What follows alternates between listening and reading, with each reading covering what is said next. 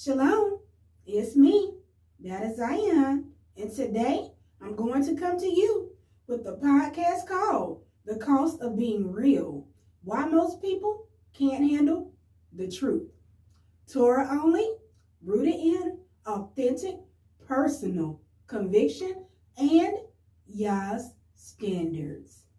Being real in this generation costs us more than people are willing to pay because when you live and speak truth, especially Torah truth, you're going to lose friends, support, maybe even family. But what most won't tell you is that's the price of being set apart.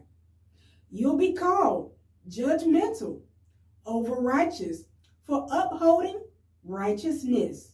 You'll be labeled divisive for holding people accountable, or simply put as pointing out everything you see. And worst of all, the same people who call on Yah will turn on you because you won't lie for their comfort. Now, let's dive into Torah Unfiltered with me, Baht of Zion. Y14, count me in.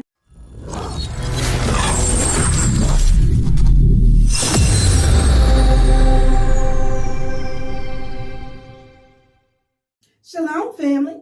Let's go ahead and jump in. Why most people can't handle the truth. Because most people don't want the truth, okay? Okay. They want comfort dressed as righteousness. They want unity, even if it means compromising Yah's standards, such as wanting to unify with Mashiach movements for those who serve pagan deities, as in sharing messianic content, reels, music or music collaborations, teaching lessons, etc. In kind, some of your very own teachers share these too, while failing to understand that pushing those type of materials is helping continually invest into a Ish Elohim to promote on their behalf by your unwillingness to the honor of your Yah for their friendship, which is very much dishonoring the Torah. Ain't too many times, such as years spent, well over 3 to 10, that you're going to keep telling me, as a Torah-only Israelite, that you're anchored in JC or Yahushua or any New Testament Messiah, and you think I'm going to keep helping you. Y'all want relationships, even if it means yoking with those that Yah said stay away from. Show me, that is Zion, in the Torah, where Yahweh said, go and unite with the idol worshipers. The only one to actually do something a little similar was Yehu, when he said, gather them all, we're going to worship Baal. But he ended up slewing them by the thousands, and he lost his way by continually doing things that Yah told him not to do. He had a thirst for, okay. That is the only individual who faked a unity with Baal worshipers to still do the bidding of Yah. Kind. So, if you understand the Torah with wisdom, Yahweh is actually destroying anyone from the house of Jacob who went against him in murmured teachings or plotting against whom he chose. So, one would believe Yah to be Kanaim. And Yah was building an army of warriors who had the same zeal and executed on demand in righteousness according to Yah's will. But let's continue. The moment you start calling out, mixing with Baal worshipers, or sharing Baal worship moray teachings to a Torah-only social media page, they'll act like you're the problem, when in fact their walk is polluted through the unity they seek, which in all fact, unity is meant to be unified with those who believe in the same deity that you do, not with one who believes in a pagan god of wood or stone. They have ears, but they hear not, eyes, but they see not, nose, but they smell not, feet, but they walk not, hands, but they handle not, mouths, but they speak not through their throat. Kind, big kind. Side note, when you speak what's right, it cuts deep. That's not hate. That's Torah doing its job. The same job that some Torah onlys are overlooking because they're controlled by their feelings, controlled by the spotlight, controlled by the financial contributions of a Baal worshiper, may be pouring into your congregation behind the scenes.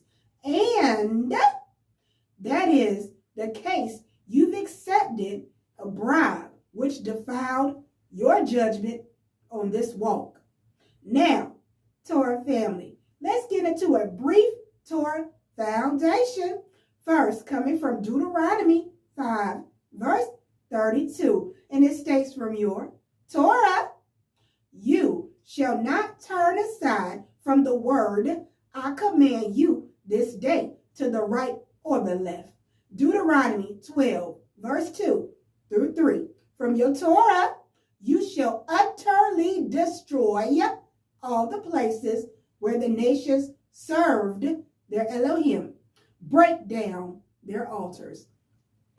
But some within the Torah community, are out here helping build the altars right up by once again engaging in indulging in the services they offer to their God, such as music, reels, teachings, community events, anything that worships a pagan false deity.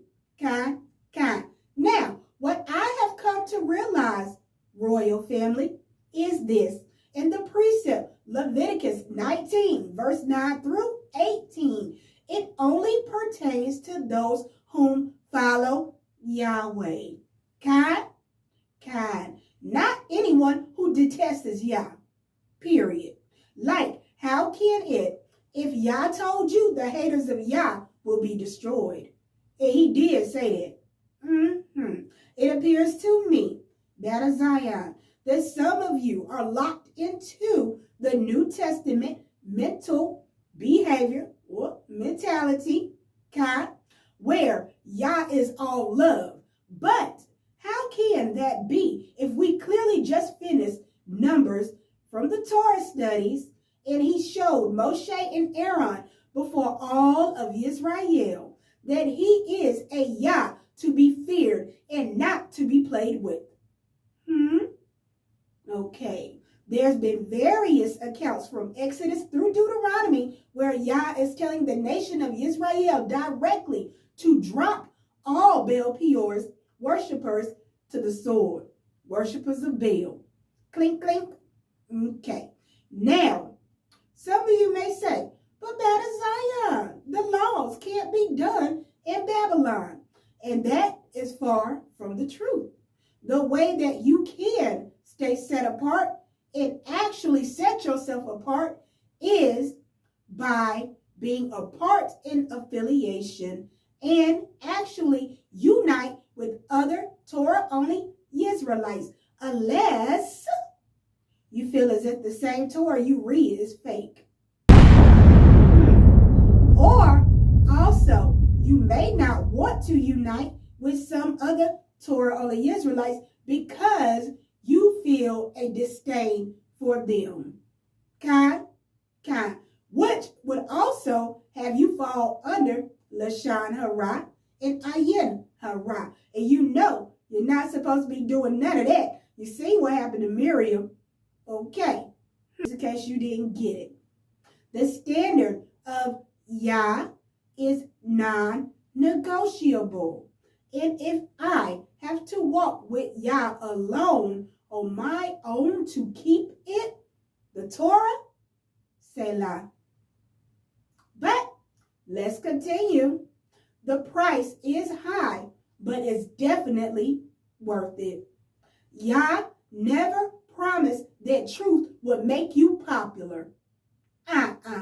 Not at all. He said it would make you set apart. And that means separation. That means being misunderstood at times.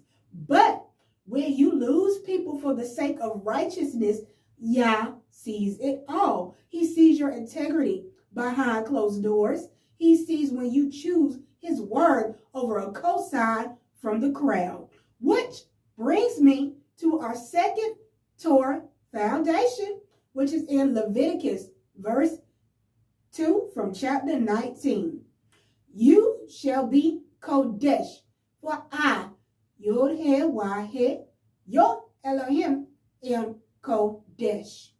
Deuteronomy 31 verse 6. Be strong and courageous. Do not fear, for Yahweh, your Elohim, he is one who goes with you. He will not fail you. So, royal family, if you're still watching up to this point and you feel alone in your stand, if you've been cut off or blackballed, blacklisted, however you want to put it, because you won't bow down to the game and play along for some shine time, don't fold. Don't dim your light. Don't dim your fire to make others comfortable in their sins and polluted loyalty towards their creator, Yahweh. You don't need a crowd when you're covered.